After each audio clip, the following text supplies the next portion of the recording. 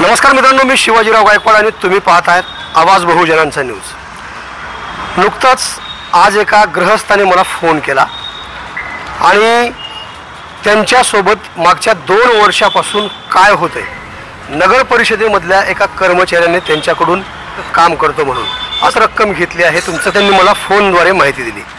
मग नेमकं काय आहे हे प्रकरण मी जाणून घेण्यासाठी आलो आहे। आजमत अली सय्यद असं त्यांचं नाव आहे, अहमदपूरचे आहेत। पूर्ण तुमचं नाव आणि इथला ॲड्रेस तुमचा सांगा, काय करता तुम्ही सांगा। बोला तुम्ही, बोला बोला असं बोला बोला सोडा। आजमत अली जुल्फकार अली सय्यद जागीरदार, भाग्यनगर, अहमदपूर। मी माझा मुलगा बजाजमध्ये काम करतो, मी मजुरी करून मी करहाव, मला काही कामधंदा काही नाही आहे। हां, त्याच्या विचारावर माझं जीवन चालत असते। माझी वय 80 वर्ष झाली। नगरपालिकेमध्ये मी फेर करण्यास माझी पत्नी 28/3/2022ला वारली। ते आरिफा बी नाव त्याचं होतं। मालमत्ता क्रमांक B 1879। मग तोंगळे साहेब, दिगंबर तोंगळे यांनी मला म्हणजे तुमच्या फेर करता असं करता म्हणून मला माझ्याकडून 5000 रुपये घेतले। 1 वर्ष झालं त्यांनी फेर करणार नाही, काही नाही। मला 11 शेवटला म्हणजे कोर्टाकडे जा, कोर्टाचा आदेश दिला मला। कोर्टाने काय सांगितलं पुढे? कोर्टाकडे आम्ही गेलो नाही। कोर्ट माझ्याकडे सगळे डॉक्युमेंट आहेत, फेर आहे, बैनामा आहे, सातबारा आहे आणि वारसा हक्क आहे। हे सगळे डॉक्युमेंट असताना सुद्धा ह्यांनी मला फेर करून देत नाही। हीच गोष्ट तुम्ही त्यांच्या वरिष्ठांना सांगितली आहे का? हो, सांगतील सर। काय म्हणले त्यांनी? त्यांनी म्हणजे याला सांगतील, मग ह्याने म्हणजे ते वरील जा, मी तिकडे गेलो, त्यांनी त्याच्याकडे पावती आलेली आहे।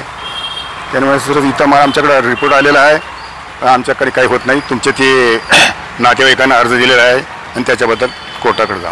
नातेवाईक कोण दिले, काय नेमकं ते कोणाची अडचण आहे का, कोणी तुमच्याबद्दल दिले का, ते पण माहिती? आमच्याबद्दल काय दिले, आमची मुलगी आहे शाहीन मायाची, त्यांनी म्हणते की मला ह्याच्यातलं हिस्सा पाहिजे ह्या फलाटामधला। तर जी होईल ती जाप्त्यानं घ्या, बैनामा आहे माझ्याकडे सगळ्या गोष्टी आहेत। आणि या माणसाने ती तारीख कवाची आहे बघा, 30 काहीतरी 2023ची अर्ज आहे त्याचं डेट आहे। त्यांनी हे काय करायला त्याला आम्हाला समोर करून सनी त्या तारखेलाच पुढे वाढू आम्हाला आतापर्यंत चालत आलेत। मग मुलीने जर तुमच्या बद्दल तक्रार जर दिली असेल तर मग इथल्या कर्मचाऱ्यांनी किंवा इथल्या अधिकाऱ्यांनी मुलीला आणि तुम्हाला एकत्र बसून सुनावणी केली नाही? मुलीला आम्हाला एकत्र बोलून सुनावणी केली नाही।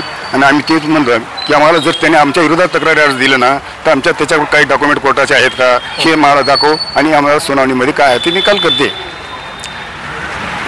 तिने आतापर्यंत आम्हाला काहीच दिले नाही।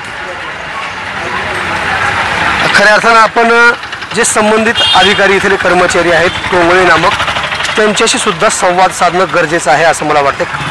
तुम्ही वरिष्ठांकडे जिल्हाधिकाऱ्याकडे जायला पाहिजे होतं, मग हे तुमचा इतका प्रकार झाला म्हणून मग तुम्ही गेलो नाही तिकडे? गेलो होतो। काय आलं तिकडून उत्तर? त्यांनी म्हणजे आम्ही लेटर पाठवलं इकडं, जी काय तो लिहिली त्यांनी, याची योग्य चौकशी करून न्याय द्यावा म्हणून ते माझ्याकडे लेटर तुम्हाला दाखल होतं, पण ते सापडलं नाही मला कागदामध्ये। ह्याच्याकडे प्रोसिजर बंडल आलेलं आहे, त्याच्याकडे दिलेलं आहे ते।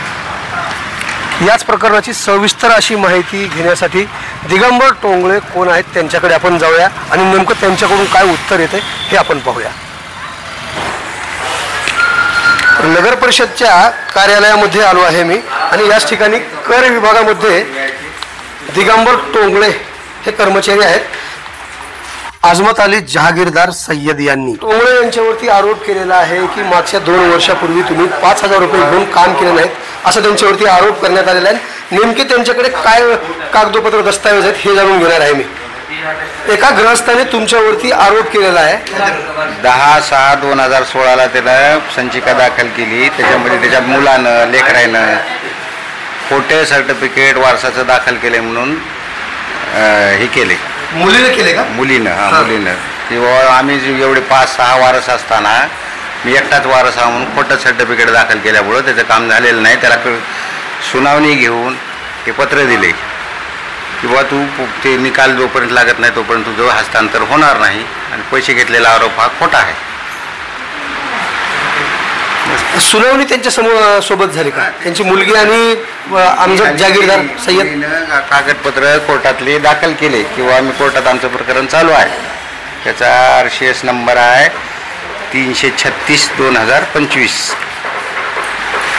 हा त्याचा दावा क्रमांक आहे। त्याच्यानुसार ते कोर्टात दाखल झालेलं आहे प्रकरण। सुनावणीमध्ये ते सगळे कागदपत्र तपासून त्याला पत्र देऊन टाकले की जोपर्यंत तो निकाल लागणार नाही तोपर्यंत त्याचं काम होणार नाही असं त्याला पत्र दिले. त्यांनी अपील करण्यासाठी जिल्हाधिकारी कार्यालयात सुद्धा गेलेले आहे. जिल्हाधिकारी कार्यालयातून काय उत्तर आले? तिथून काही उत्तर आलेलं नाही आणखी. म्हणजे कोर्टात आहे सुरू? हां, कोर्टात त्याचं प्रकरण चालू आहे. स्वतःला मुलं असताना 5 मुलं असताना मी एकटाच वारस आहे म्हणून खोटं सर्टिफिकेट आणून दाखल केलेलं आहे. जोपर्यंत त्याचा निकाल लागणार नाही तोपर्यंत त्याच्यात कुठलाही आपल्याला निर्णय घेता येणार नाही म्हणून त्याला आम्ही कळविलेला आहे. आवाज बहुजनांचा.